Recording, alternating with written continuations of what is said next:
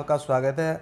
और आज हमारे साथ एक ऐसी शख्सियत मौजूद हैं जिनका नाम है आदित्य ब्रजवाल, जो बसपा चुनाव की तैयारी कर रहे हैं और युवा हैं बिल्कुल जो हैं। और आज हम करते हैं इनके साथ मुद्दों की बात। तो पहला प्रश्न हमारा रहेगा आपसे चेयरमैन साहब जो है कि झबड़ा विधानसभा में अच्छे हॉस्पिटल और बच्चों के लिए खेल का मैदान और बस स्टैंड की बड़ी दिक्कत होती है, इस बारे में आप क्या कहना चाहेंगे?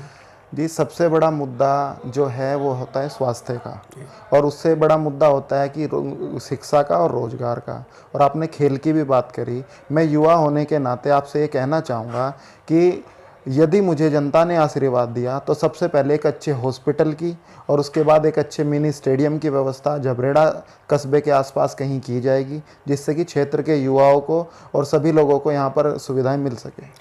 चेयरमैन साहब, एक और प्रश्न है कि 2012 से 17 तक के आपके फादर जो हैं हरिदास जी विधायक रहे हैं।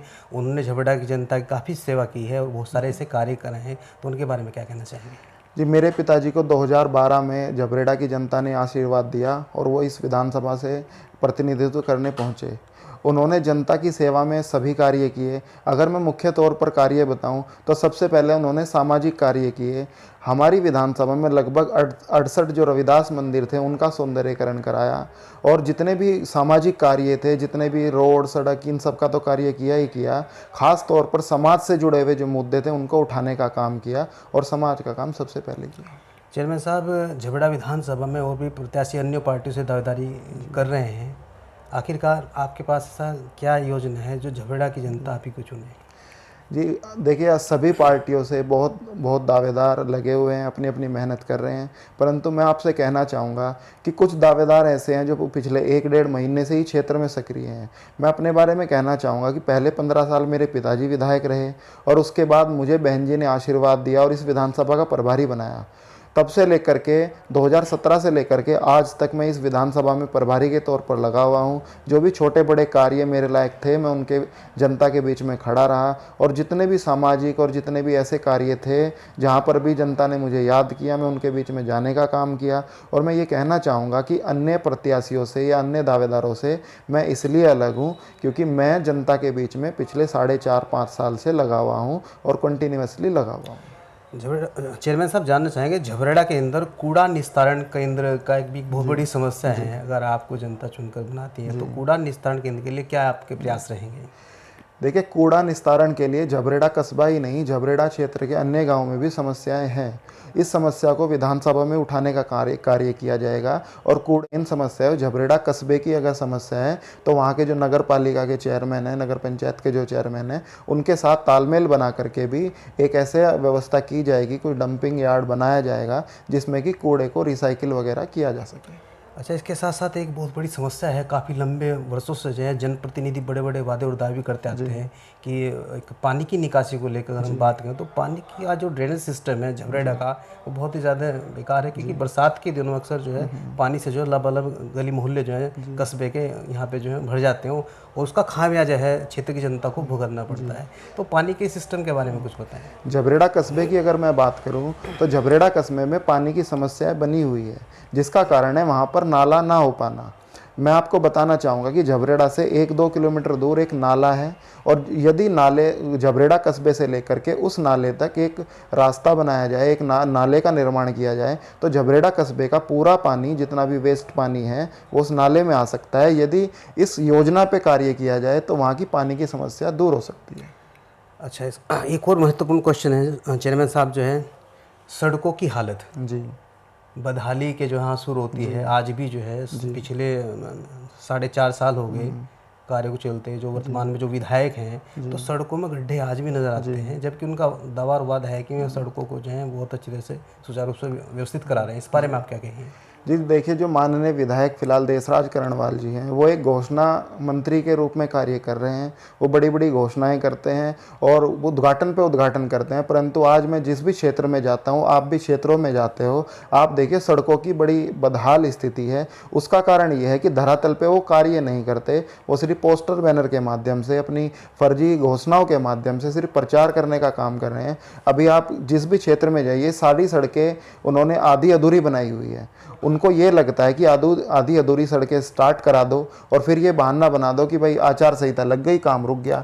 मेरा आपसे ये कहना है, यदि उन्हें कार्य ही करना था तो अब से 1 साल पहले कराते, 2 साल पहले कराते, वो आचार संहिता लगने से पहले पूर्ण हो जाता।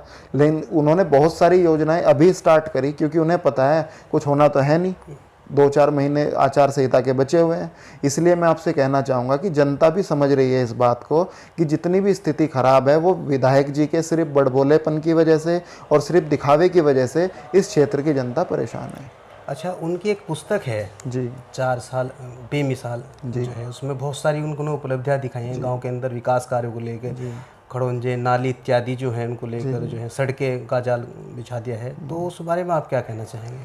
मैंने भी वो पुस्तक पढ़ी, मेरे भी कुछ कार्यकर्ता मेरे पास वो पुस्तक लेकर के आए, मैंने उसका अध्ययन किया और अध्ययन करने के बाद मुझे पता चला कि उस पुस्तक में सबसे, मैं आपको बताऊं, 80-85 कार्य ऐसे हैं जो धरातल पे कभी हुए ही नहीं। मैं आपके माध्यम से, मीडिया के माध्यम से विधायक जी से कहना चाहता हूं कि जब वो चाहें, जहां वो चाहें, एक बार आमने सामने बैठ करके, जनता के बीच में बैठ करके उस पुस्तक पर चर्चा कर ले।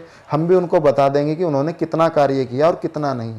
और मैं आपके चैनल के माध्यम से विधायक जी को बताना चाहता हूं कि जो कार्य उन्होंने अपनी पुस्तक में लिखे हैं, कुछ तो मेरे पिताजी के टाइम के हैं, यदि प्रधानी में कोई कार्य हुए हैं तो भी उन्होंने अपनी पुस्तक में लिख लिए, और जितने भी ऐसे कार्य हैं जो उनके जिनमें उनका कोई मतलब ही नहीं, वो सब उन्होंने अपनी पुस्तक में लिख दिए। जैसे आप सभी को पता है कि पेंशन का कार्य विधायक जी से कोई संबंध उसका नहीं है।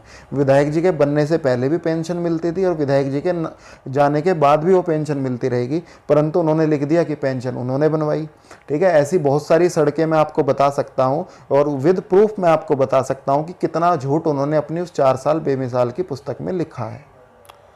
एक लास्ट प्रश्न मेरा आपसे रहेगा कि झबरेड़ा की जनता अगर आपको चुनकर यहाँ पे बनाती है विधानसभा चुनाव में जो है, तो आपकी पहली प्राथमिकता झबरेड़ा विधानसभा की जनता के लिए क्या रहेगी? सबसे पहली प्राथमिकता मेरी ये रहेगी कि रोजगार की समस्या झबरेड़ा विधानसभा ही नहीं, इस प्रदेश ही नहीं, इस देश में बनी हुई है। मैं विधानसभा के माध्यम से और अपने स्तर पर भी जहाँ पर भी जो प्रयास हो सकता है, सबसे पहले तो मैं ये करूँगा, जितनी भी प्राइवेट कंपनियाँ हमारे क्षेत्र में लगी हुई हैं उनमें युवाओं के लिए, जो यहाँ पर बेरोजगार हैं, स्थानीय युवाओं के लिए कम से कम 75-80% का एक आरक्षण हो जिसमें कि युवाओं की ही भर्ती हो। सबसे पहले तो मैं रोजगार की समस्या का समाधान करना चाहूँगा। उसके बाद एक यहाँ पर सबसे बड़ी समस्या है बस स्टैंड का ना होना।